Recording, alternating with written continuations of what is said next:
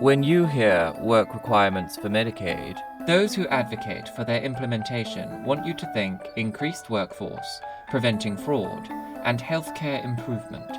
In reality, evidence shows they will have the opposite effect at the expense of our most vulnerable peers.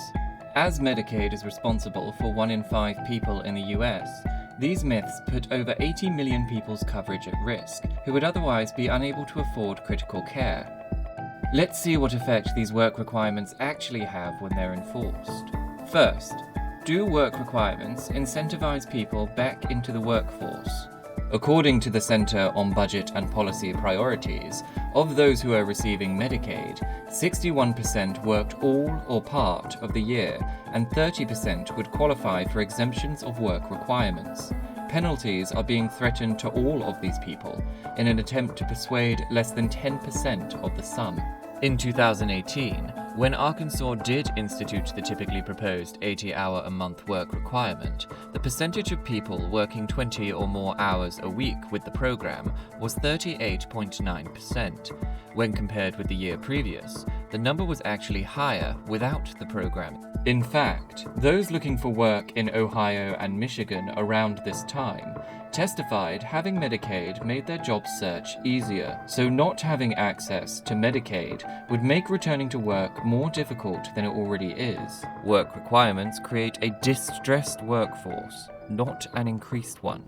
Next, does creating a system that enforces work prevent illegitimate use of the Medicaid program? Medicaid is a complicated system, and evidence shows adding another bureaucratic barrier to entry leads to people legitimately entitled to benefits to be denied coverage.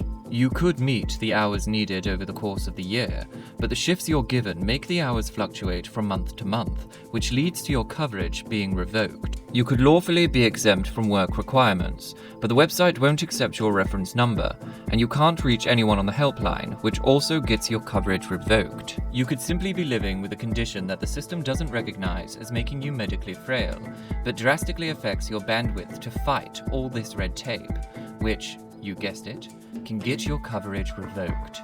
Even though less than 10% of Medicaid users were not in compliance, 25% of recipients in Arkansas were set to lose coverage when work requirements were attempted.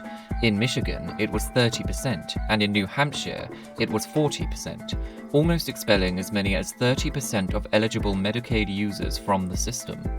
Work requirements end up preventing service, not fraud. Finally, what effect does this have on the healthcare system as a whole? When people are disqualified from Medicaid for not meeting their work requirements, though their health needs don't change, their access to manage their conditions does. Uninsured adults with type 1 diabetes, whose healthcare was interrupted, ended up in urgent care or the emergency room 5 times more often than when they were insured. The federal government finances 90% of the Medicaid expansion plan, as well as giving providers access to reimbursements and lower administrative costs. From a financial perspective, losing Medicaid not only raises the cost of care for the individual, but for everyone from clinics to the state as a whole. Work requirements lead to healthcare impairment, not improvement. Whether you are a handyman whose monthly hours fluctuate based on the weather, or are the primary caretaker for your elderly parents, with only off hours available for work, or cannot work at all unless you have healthcare to cover the 3 medications you take to prevent seizures, the consequences of work requirements are very real. These aren't hypothetical scenarios.